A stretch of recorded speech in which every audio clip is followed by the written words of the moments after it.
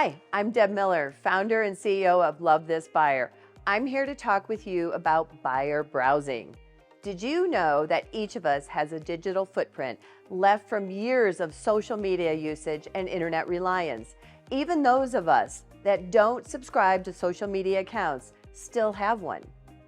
You may have heard someone tell their kids, or perhaps you've told your own, to be careful what they post online, as they may have implications with the acceptance to the college of their choice. You may have also heard your friends tell you that their new employers completed an online profile check before hiring them to be certain that the potential candidate's actions and beliefs would not impact the company's reputation. Maybe you experienced that situation firsthand, but what implications does your digital footprint have when purchasing a home? The answer is quite a bit. We turn to the internet for everything: how to make home repairs, where to eat dinner, which investments are smart, second opinions of medical professionals, and even finding our next life partner.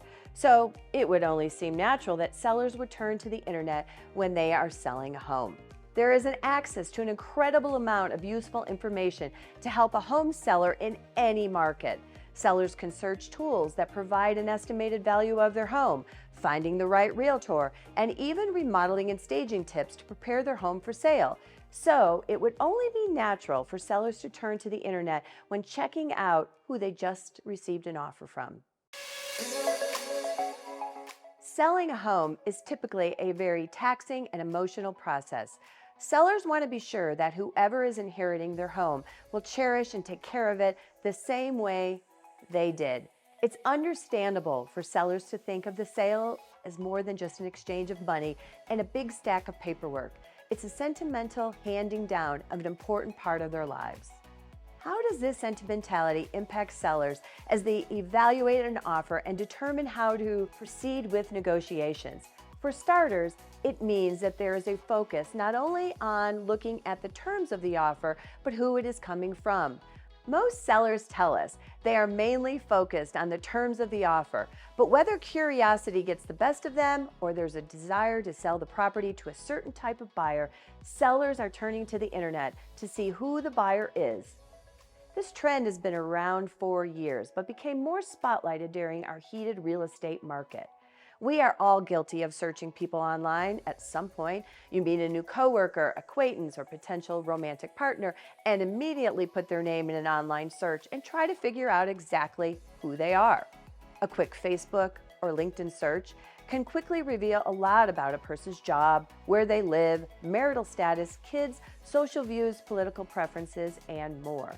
While this practice is common in our everyday lives, when it happens in the context of a real estate transaction, it can create serious ethical concerns with potential legal consequences. We coined the term buyer browsing to describe when sellers, upon receiving an offer on their home, search a buyer's background and profiles using online tools and search engines and use that information to decide whether to accept the offer or how to negotiate with a particular buyer. While seemingly harmless, the act of buyer browsing has the potential to cause biases, discrimination, and violations of the Fair Housing Act if personal information revealed about a buyer impacts whether the offer is selected. It can also compromise the buyer's negotiating position based on who they are. Think buyers with celebrity status or local notoriety. Furthermore, polarization and hate culture trends may sway a seller to select a buyer whose beliefs are different from their own. For example, one party in the transaction is a Democrat and the other Republican, or one party supports the Second Amendment and the right to bear arms and the other does not. While most people don't research their buyers with the expressed intent of discriminating, the act of buyer browsing still can cause sellers to make decisions in an unfair and inequitable manner, even if they are completely unaware of it. So, what can be done to limit the impact of implicit biases and mitigate the negative effects of buyer browsing? While knowledge of the existence of these biases is an important first step, awareness alone is usually not enough to mitigate its effects. Love This Buyer's mission is to educate, advocate, and inspire solutions to protect digital privacy for all individuals in residential real estate transactions. Visit lovethisbuyer.com to learn more how we are working towards these goals and get involved in the solution. We would love to hear from you. I'm Deb Miller with Love This Buyer. Thanks for listening.